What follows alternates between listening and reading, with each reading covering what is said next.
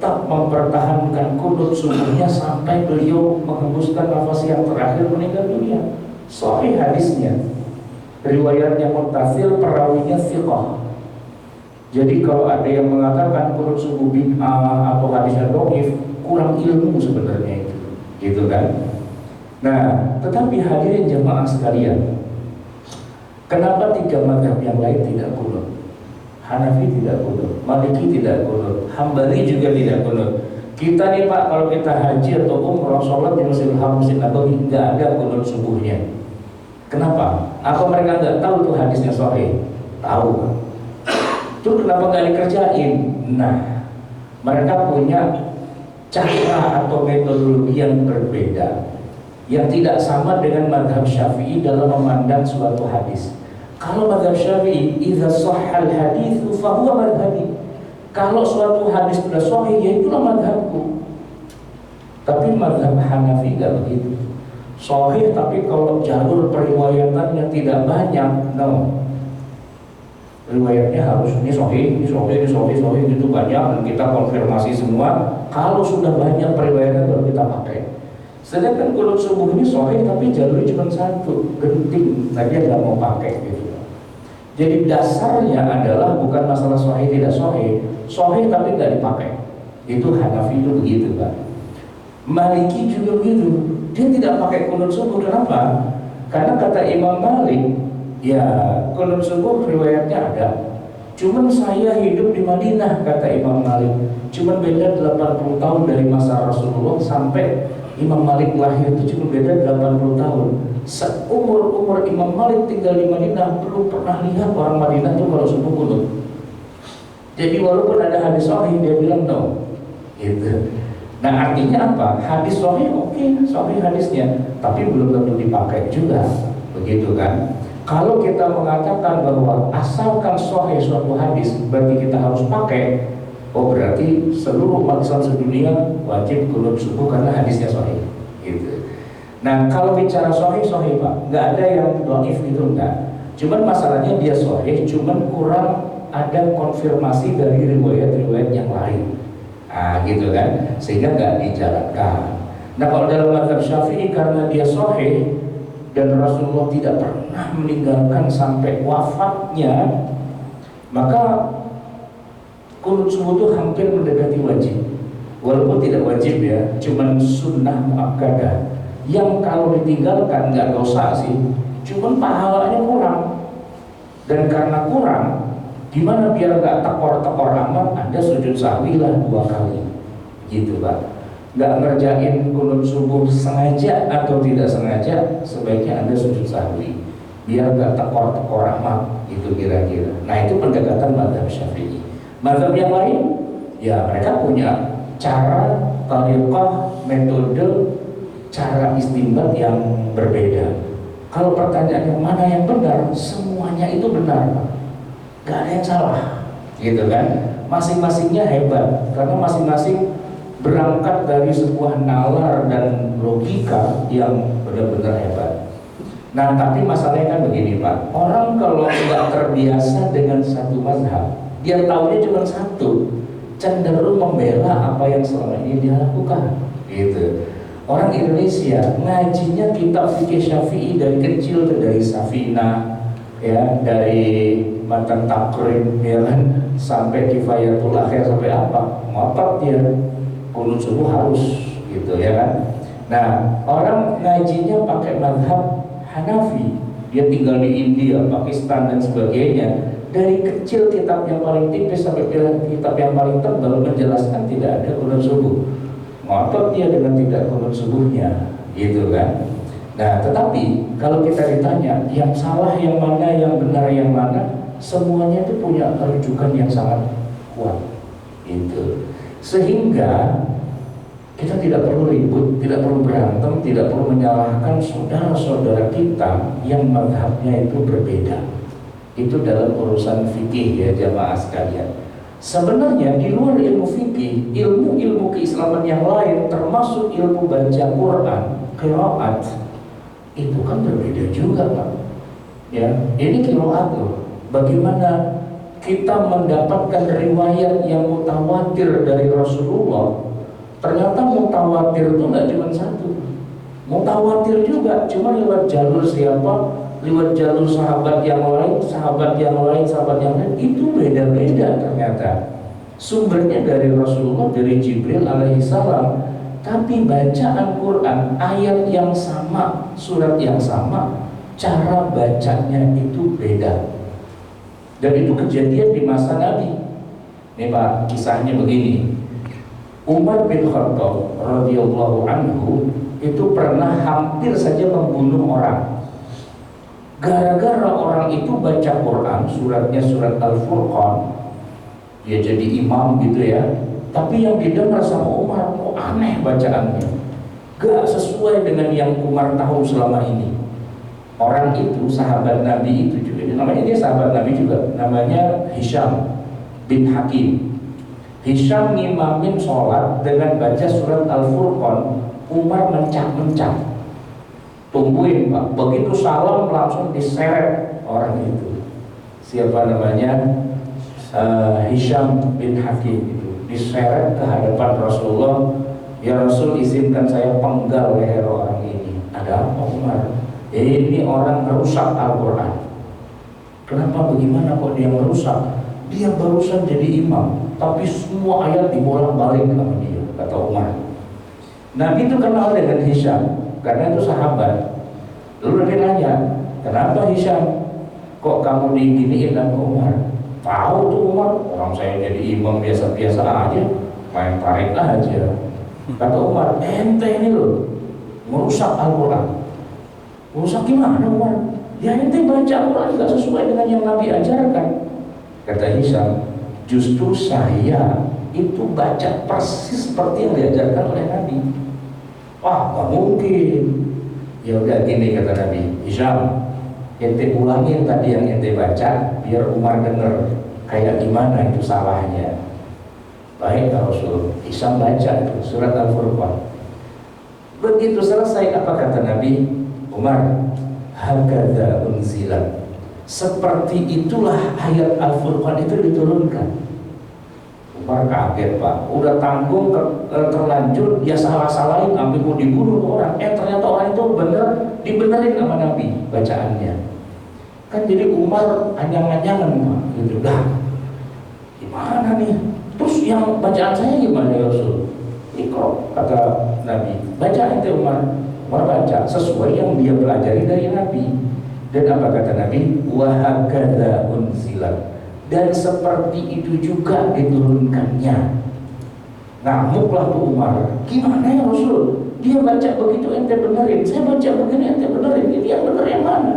Kata Nabi, dua-duanya bener. Karena ayat itu turun 2 kali. Waktu turun pertama nih saya ajarin kepada Hisham, turun kedua kepada ente. Dia kan masuk Islamnya agak belakangan gitu kan. Turun lagi dan ternyata Jibril itu mengajarkannya berbeda bacaannya. Tapi itu dari Allah, itu Al-Quran. Tapi cara membacanya itu beda. Ini bukan masalah beda dialek Pak, tapi cara membacanya. Kalau dialek kan, ya misalnya gini Pak, ada sebagian orang Arab yang nggak bisa bilang A, misalnya E, waktu H dibaca waktu He. Itu kan nggak ngaruh sebenarnya, kan dialek aja. Ini bukan masalah dialek, ini kata-katanya berubah. Ya, saya kasih contoh Pak, ada di salah satu surat yang bunyinya mungkin sudah sering dengar ayatnya. Ya ayyuhalladzina amanu, surat Al-Hujurat. In ja'akum fasiqun binaba'in fatabayyanu. In ja'akum fasiqun, kalau datang kepadamu orang fasik, binaba'in dengan satu berita, fatabayyanu, begitu bunyinya Pak, fatabayyanu.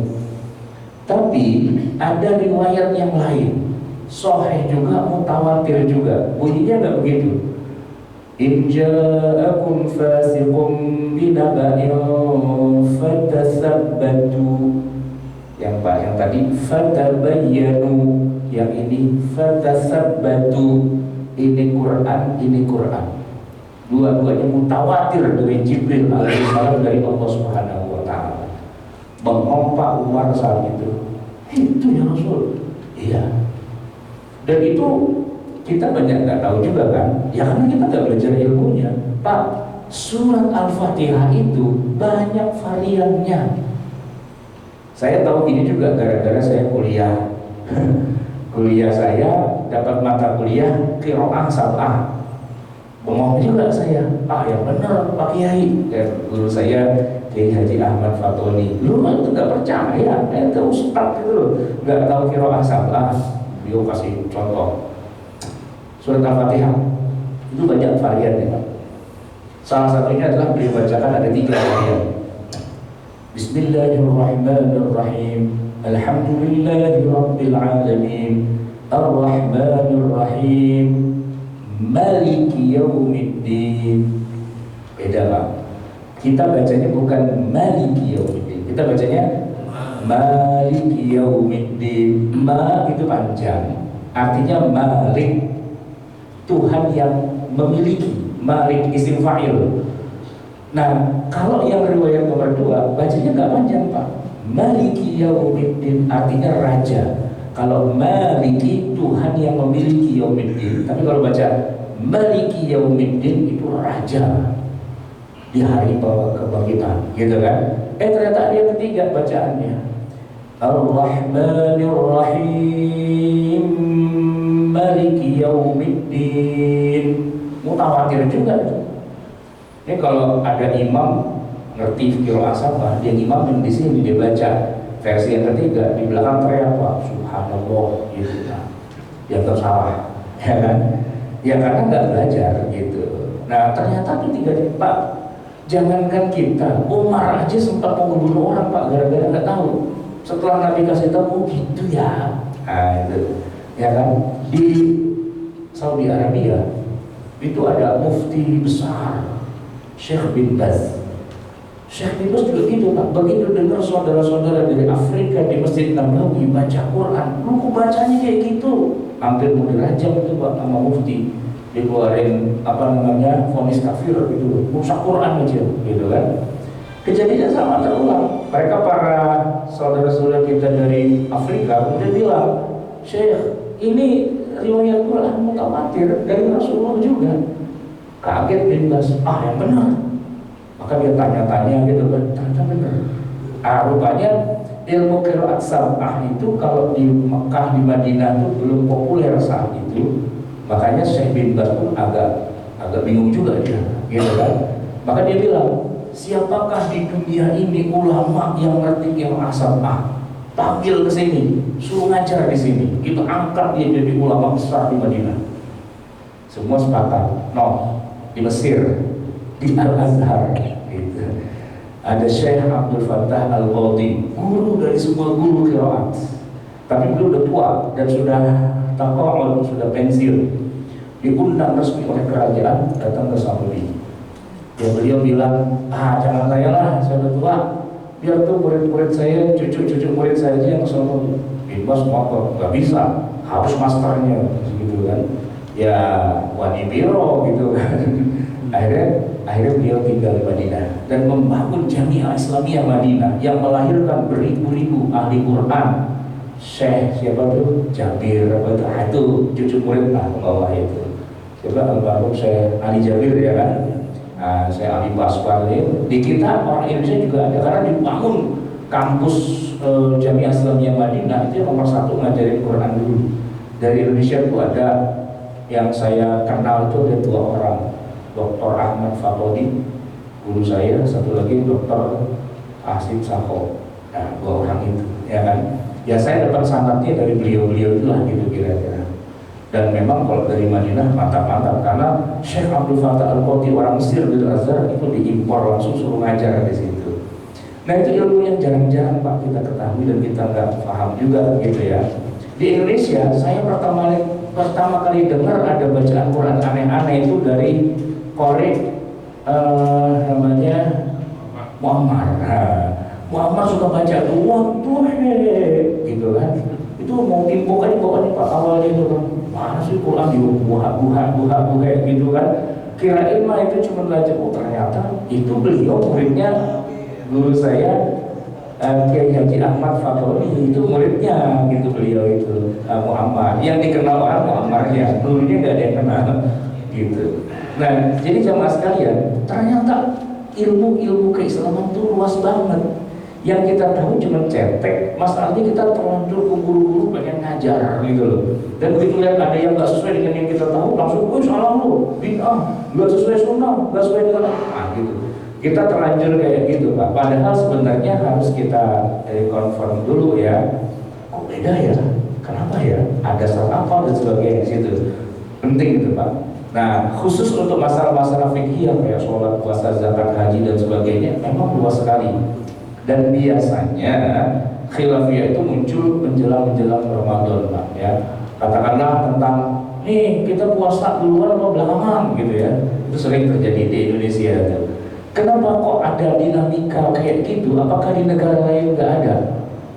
Pak, kalau perbedaan awal puasa lebaran, kalau antar dua negara itu sering Pak.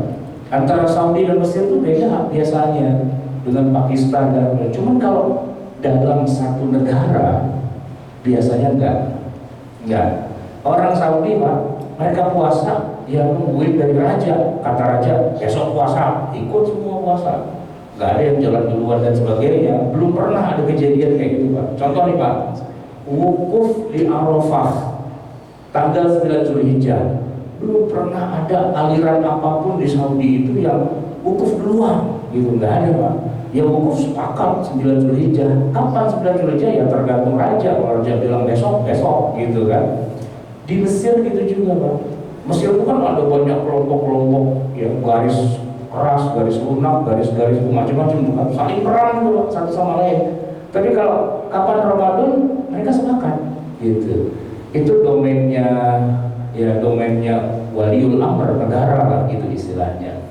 Nah kalau di Indonesia kebanyakan ulamanya daripada umar, masing-masing merasa punya privilege untuk menentukan sendiri gitu kan. Pokoknya kita tentuin sendiri, ormas A nentuin, ormas B nentuin, semua orang pada nentuin sendiri-sendiri gitu kan.